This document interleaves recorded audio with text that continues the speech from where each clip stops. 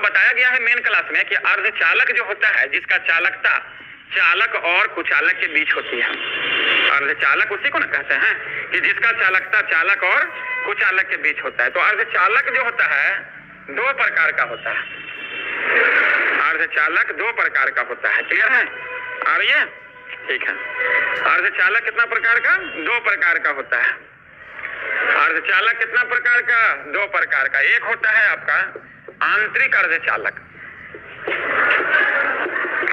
और दूसरा है आपका बाह्य अर्धचालक। बाह्य अर्धचालक इंटरनल सेमीकंडक्टर और ये इंट्रिंसिक सेमीकंडक्टर या एक्सट्रिंसिक सेमीकंडक्टर। आंतरिक वाला को शुद्ध अर्धचालक भी कहते हैं, इसको अशुद्ध या अपद्रव्य अर्धचालक भी कहते हैं। अर्धचालक किसको कहेंगे? जिसका चालकता चालक और कुचालक के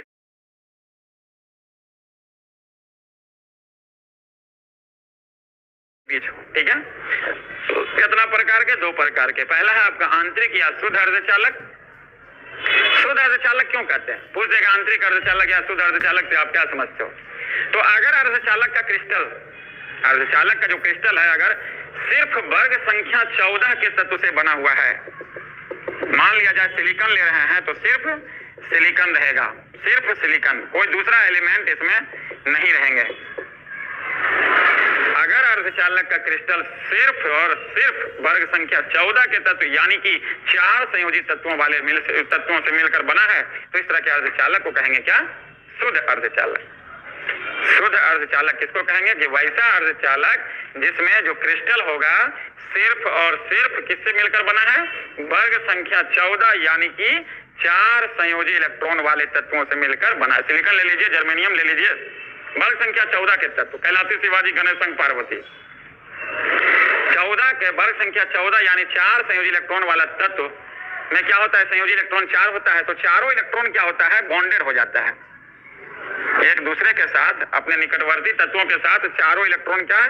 बॉन्डिंग में पार्टिसिपेट कर लेता है, बॉन्डिंग में पार्टिसिपेट कर लेता है, जिसके कारण इसमें फ्री इलेक्ट्रॉन्स नहीं बचते हैं, मुक्त इलेक्ट्रॉन इसमें नहीं बचता है। चारों का चारों इलेक्ट्रॉन बॉन्डिंग में पार्टिसिपेट कर लिया। क्लियर है? जैसे मुक्त इलेक्ट्रॉन नहीं बचता है तो कुचालक होना चाहिए। ऐसे पूछा हुआ भी क्वेश्चन है कि परम शून्य ताप पर, क्वेश्चन जो पूछा हुआ ऑब्जेक्टिव में कि परम शून्य ताप पर अर्धचालक किसके जैसा व्यवहार करता है? तो कुचालक के जैसा।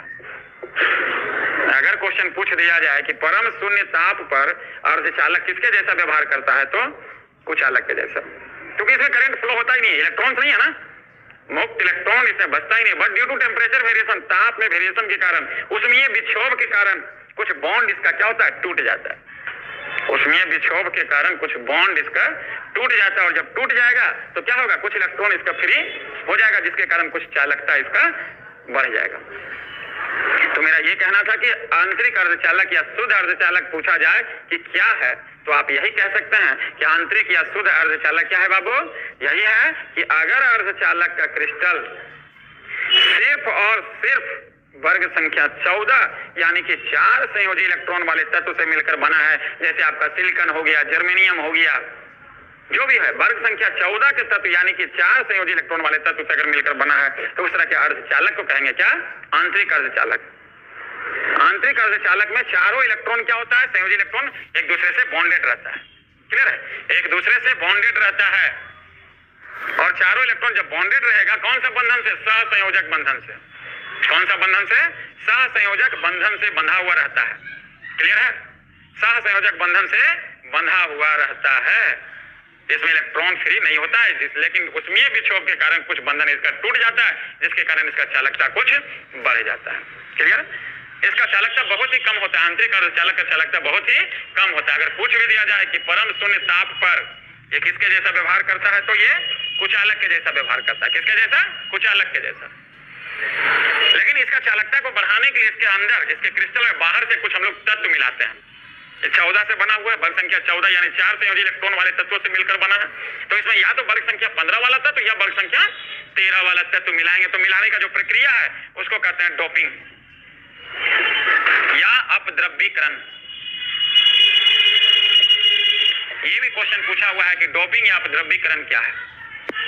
तो सीधा कहना है कि आंतरिक अर्धचालक की चालकता चूंकि बहुत ही कम होती है और उसकी चालकता को बढ़ाने के लिए बाहर से जो तत्व मिलाते हैं, चाहे वो वर्ग संख्या 15 के तत्व हो या वर्ग संख्या 13 के तत्व हो, मिलाते हैं। क्यों मिलाते हैं? इसके चालकता को बढ़ाने के लिए, आंतरिक अर्धचालक की चालकता को बढ़ाने के लिए बाहर से जो एलिमेंट मिलाते हैं, बाहर से कुछ पदार्थ मिलाते हैं, मिलाने की प्रक्रिया को हम लोग कहेंगे डोपिंग। और मिलाने के बाद जो अर्धचालक प्राप्त होगा उस अर्धचालक को कहेंगे बाह्य अर्धचालक या अशुद्ध अर्धचालक या अपद्रव्य अर्धचालक। क्लियर है? जो बाहर से पदार्थ मिलाते हैं, बाहर से जो तत्व मिलाते हैं शुद्ध अर्धचालक में, तो मिलाने का जो प्रक्रिया है उस प्रक्रिया को क्या कहेंगे? डोपिंग। अब मिलाने के बाद जो अर्धचालक प्राप्त होगा उसको क्या कहेंगे? अपद्रव्य अर्धचालक या बाह्य अर्धचालक। कोई दिक्कत?